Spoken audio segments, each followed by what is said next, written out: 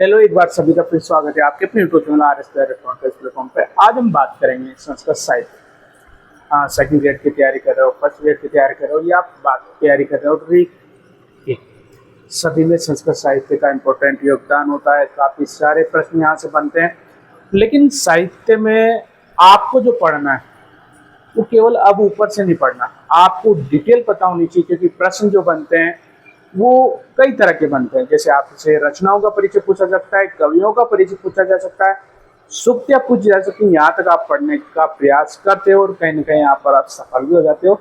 लेकिन अब जो प्रश्न पूछे जा रहे हैं वो आपके अलग तरह के प्रश्न पूछे जा रहे हैं, मिलान करने वाले प्रश्न पूछे जाते हैं। तो उसमें रचनाएं तो होती है, कवि भी होते हैं, साथ में आपसे जो मुख्य बातें वो जो आपके काव्य या गद्य या महाकाव्य, खंड काव्य, नाटक, बीच में जो कथन हुए वो भी आपसे पूछे जाने लगे, ये कथन किसका है। तो आपको जो पढ़ना होगा डिटेल से पढ़ना होगा। और ये जो संस्कृत साहित्य की हम पूरा संस्कृत साहित्य करने वाले हैं, ये आप 15 से 20 क्लास मान के चलिए, 15 से 20 क्लास में हम ये कंप्लीट कर लेंगे। ठीक है। और यहाँ से हम बात करें तो सबसे पहले संस्कृत साहित्य, और संस्कृत साहित्य की बात करें, संस्कृत साहित्य को हम पहले तो दो भागों में विभाजित कर देते हैं। पहला हो गया आपका वैदिक साहित्य। ठीक है, पहला कौन सा हो गया? वैदिक साहित्य। दूसरा हो गया आपका लौकिक साहित्य, इसको हम आधुनिक साहित्य भी कह सकते हैं। ठीक है, दो भागों में हमने इसको विभाजित कर दिया। पहला तो हो गया वैदिक साहित्य, दूसरा हो गया आपका लौकिक साहित्य। वैदिक साहित्य में आपके वेद आ जाते हैं, पुराण आ जाते हैं, वेदांग आ जाते हैं, और भी यहाँ पर जितने आपको मिलते हैं वो सभी यहाँ आ जाते हैं। लेकिन जो लौकिक साहित्य उसका जो प्रारंभ होता है वो प्रारंभ भी आपका रामायण से होता है। यानी रामायण के बाद जो भी काव्य यहाँ पर लिखे गए, जो भी ग्रंथ यहाँ पर लिखे गए, वो सभी आपके लौकिक साहित्य में शामिल है।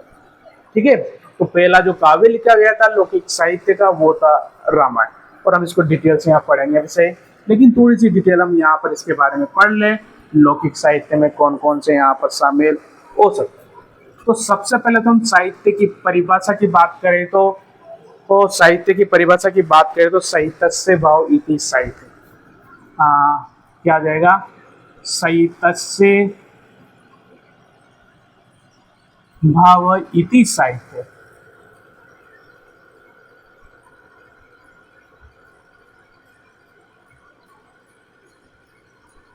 ठीक है, साहित्यस्य इति भाव साहित्य। ठीक है, अब वैदिक साहित्य को अलग से हम पढ़ेंगे। लौकिक साहित्य के बारे में पहले बात करें तो लौकिक साहित्य में इसको हम दो भागों में बांट सकते हैं। ठीक है, लौकिक साहित्य को आप दो भागों में बांट सकते हैं। पहला हो गया आपका दृश्य काव्य। कौन सा हो गया? दृश्य काव्य। दूसरा हो गया आपका श्रव्य काव्य। ठीक है, आपने यहाँ पर दो भागों में बांट दिया संस्कृत साहित्य में, वैदिक साहित्य और लौकिक साहित्य। लौकिक साहित्य को भी आपने दो भागों में यहाँ पर बांट दिया। पहला हो गया दृश्य काव्य, दूसरा हो गया श्रव्य काव्य। और दृश्य काव्य जो होता है वह अभिनय योग्य होता है। ठीक है, इसे मंच पर मंचन किया जा सकता है। ठीक है, जबकि श्रव्य काव्य पाठ्य होगा या पर गेय होगा, यानी इसको पढ़ा जा सकता है या इसको गाया जा सकता है। ठीक है, तो हमने लौकिक साहित्य को दो भागों में बांटा, दृश्य काव्य, श्रव्य काव्य। दृश्य काव्य को अभिनय किया जा सकता है, मंच पर मंचन किया जा सकता है। श्रव्य काव्य की बात करते हैं, उसको पढ़ा जा सकता है, उसको गाया भी जा सकता है। यहाँ तक आपका क्लियर हो गया होगा। अब बात करें हम अभिनय, यानी हम बात करें यहाँ पर दृश्य काव्य, तो इसको हम दो भागों में डिवाइड कर सकते, दो भागों में इसको भी बांट सकते हैं। पहला हो गया आपका रूपक, दूसरा हो गया आपका उपरूपक। अब बात करें तो यहाँ रूपक के 10 भेद होते हैं, और उपरूपक के 18 होते हैं, ये आपको याद रखना है। ठीक है, रूपक के 10 भेद होते हैं, उपरूपक के 18 भेद यहाँ पर होते हैं। इनकी डिटेल्स हम अलग क्लास यहाँ पर लेंगे। रूपक और उपरूपक को किस भागों में बांटा जाता है, किस में कितने अंक होते हैं, यहाँ से एग्जाम में प्रश्न बनता है। रूपक 10 रूपक, कौन से अंक में कितने भेद होता है, या किस प्रकार का नायक होता है, किस प्रकार की नायिका होती है, कौन सा गुण होता है, कौन सी रीति होती है, सारे प्रश्न यहाँ पर पूछे जाते हैं। उसको अपन अलग से डिटेल से पढ़ेंगे। बाकी यहाँ पर दृश्य काव्य को 2 भागों में बांट सकते हैं, रूपक और उपरूपक। अब बात करें श्रव्य काव्य, तो श्रव्य काव्य को हम 3 भागों में बांट के चलते हैं। पहला गद्य काव्य, दूसरा पद्य काव्य, और तीसरा होता है चंपू काव्य। ठीक है, हमने 3 भागों में यहाँ पर डिवाइड किया है श्रव्य काव्य को। पहला काव्य पद्य गद्य काव्य, दूसरा पद्य काव्य, तीसरा जो होता है चंपू काव्य। ठीक है, गद्य काव्य में आपके आते हैं पहले नंबर पे कथा, दूसरे नंबर पे आ जाते हैं आख्यायिका,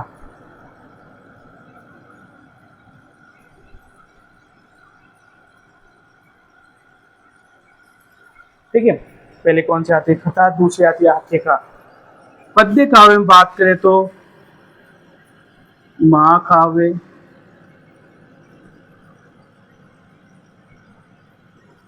खंड काव्य, महाकाव्य और खंड काव्य,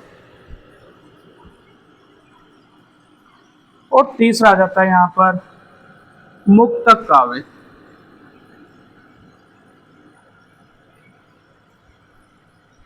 ठीक है, चंपू काव्य में वे सभी रचनाएं आती है जिनमें गद्य पद्य का समानुपातिक मिश्रण पाया जाता है, उनको हम कहते हैं चंपू काव्य। दोनों समानुपातिक होने चाहिए। ठीक है, अब थोड़ा सा हम यहाँ बात कर लेते हैं कथा और आख्यायिका, दोनों में डिफरेंस क्या होता है।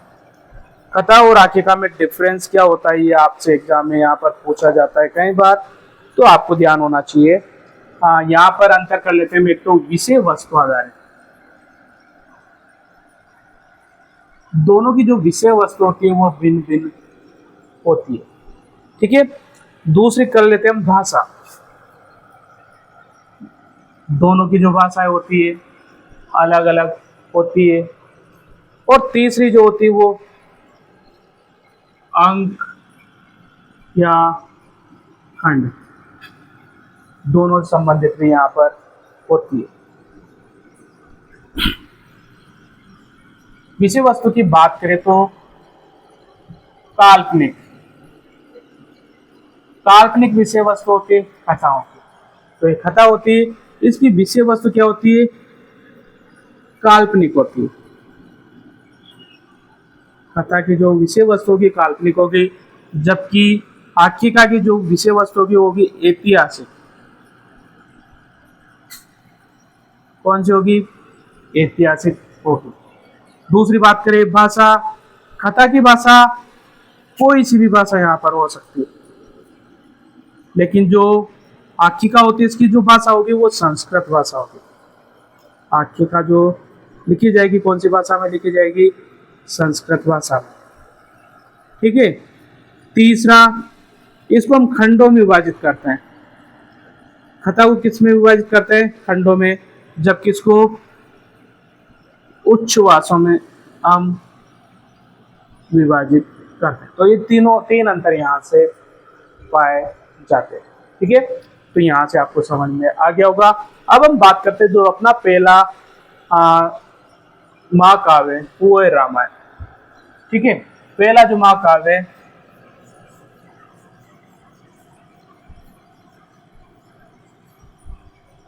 पहला जो महाकाव्य रामायण, यानी यहाँ पर जो आपके टॉपिक में सिलेबस है वो है वाल्मीकि। पहला जो टॉपिक है वो है वाल्मीकि, और पहले टॉपिक से यहाँ पर प्रश्न जरूर बनते हैं, ध्यान रखिए। पहले टॉपिक से यहाँ पर प्रश्न जरूर बनते हैं, ध्यान रखिए। तो सबसे पहले तो बात करें इनका मूल नाम क्या था। तो इनका मूल नाम था रत्नाकर। महर्षि वाल्मीकि का मूल नाम क्या था? रत्नाकर था। दूसरी बात करें तो इनका व्यवसाय क्या था? तो इनका दस्युकर्म, लोगों को लूटना, इस प्रकार का इनका दस्युकर्म उस समय था। ठीक है। और इनका जो पहला सूत्र था वो था मां निषाद।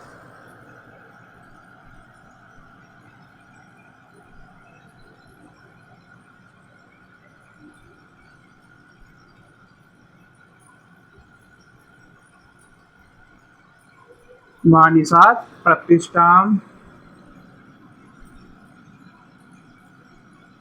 त्वं गम शाश्वती सम।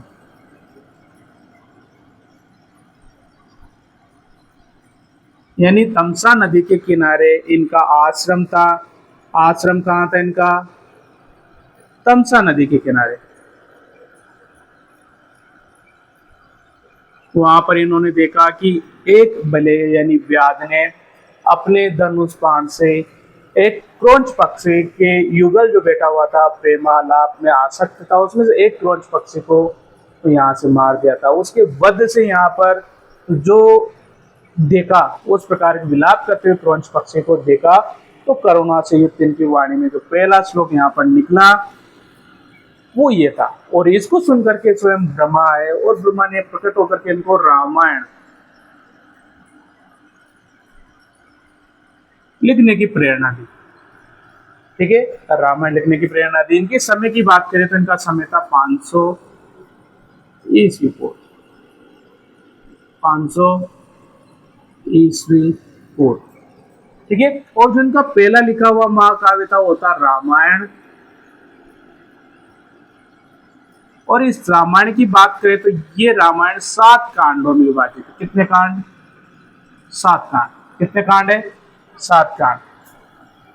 24,000 श्लोक। कितने श्लोक? 24,000। और 500 सर्ग। यहां से भी प्रश्न पूछा जा सकता है। ठीक है। तो थोड़ा सा यहां पर बात करें तो महर्षि वाल्मीकि के उपनाम एग्जाम में पूछे जाते हैं। उपनाम पूछे जाते हैं। पहला आदि कवि,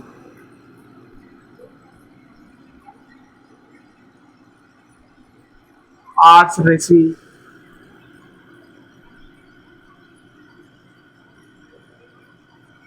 आर्ष ऋषि, प्रचेतस और एक रिक्स।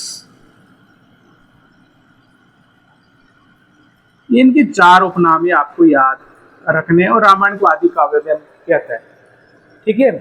तो यहां से बात कर ले तो थोड़ा सा अब बात करें यहां पर, ये जो रामायण महाकाव्य है इसके जो नायक है वो राम है, नायिका सीता। राम धीरोदात प्रवृत्ति के नायक है ना, ये भी आपसे पूछा जा सकता है, धीरोदात। और जो नायिका है वो यह है स्वकिया। किस प्रकृति के नायक है? स्वकिया प्रकृति की। यहां से भी प्रश्न पूछा जा सकता है। बात करें यहाँ पर रस कौन सा है? इस महाकाव्य में रस है तो करुण रस। कौन सा रस है? करुण रस। रीति कौन सी है? तो रीति की बात करें तो वेदर्भी रीति। गुण की बात करें तो गुण कौन सा है? माधुर्य व प्रसाद। कौन सा गुण यहाँ पर? माधुर्य और प्रसाद गुण यहाँ पर आपको मिल जाएगा।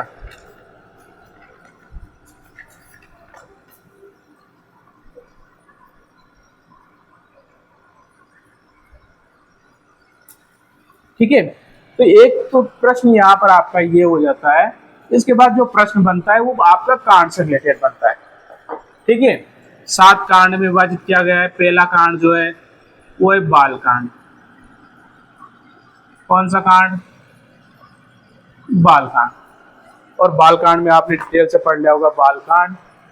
यहाँ पर कितने 77 सर्ग है। बाल कांड में कितने सर्ग है? 77 सर्ग है। नंबर 2 पे आता है अयोध्या कांड। कौन सा कांड? अयोध्या कांड। और अयोध्या कांड में बात करें तो 119 सर्ग है। कितने सर्ग है? 119 सर्ग है। तीसरे कांड की बात करें तो तीसरा कांड कौन सा है? ठीक है, तो तीसरा कांड है अरण्यक कांड।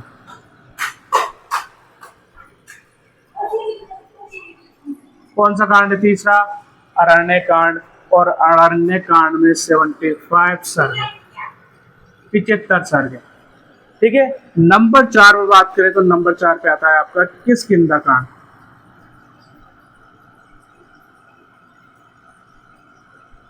और किष्किंधा कांड में 67 सर्ग है। कितने? 67 सर्ग है। 67। 5वें नंबर पे आता है आपका यहाँ पर 5 आता है सुंदरकांड। 5 नंबर पे आता है सुंदरकांड। सुंदरकांड में आपकी 68 सर्ग है। ठीक है, 6ठे नंबर पे आ जाता है आपका युद्ध कांड। और युद्ध कांड में जो सर्ग है वो है 128। 7वां जो कांड है आपका उत्तरकांड। और उत्तरकांड में 111 सर्ग है। ठीक है, तो यहाँ सर्गों से रिलेटेड प्रश्न पूछ लिया जाता है। अब ये सबसे बड़ा सर्ग कौन सा है, सबसे छोटा सर्ग कौन सा है, पूछा जाता है। तो सबसे बड़ा कांड कौन सा है इनमें? सबसे बड़ा कांड यहाँ पर हो गया आपका नंबर 6 युद्ध कांड। सबसे बड़ा कांड है, 128 सर्ग इसमें। ठीक है, सबसे छोटा कांड है आपका किष्किंधा कांड, 67 सर्ग है। सबसे छोटा ये आपका सबसे छोटा है। और ये आपका सबसे बड़ा सर्ग होगा, सबसे बड़ा कांड। ठीक है, लेकिन एक प्रश्न और पूछा जाता है प्रक्षिप्त कांड। प्रक्षिप्त कांड मतलब बाद में जोड़े गए। तो एक कांड तो ये प्रक्षिप्त कांड माना जाता है, और ये कांड ये उत्तरकांड। इन दोनों कांडों को हम क्या कहते हैं? प्रक्षिप्त कांड कहते हैं। तो टोटल बात कर ले तो 7 सर्ग, 24,000 श्लोक है, याद रखिए। और 7 कांड है और 500 के लगभग इसमें सर्ग आपको मिल जाता है। ठीक है, यहाँ से प्रश्न बनते हैं। ये आपका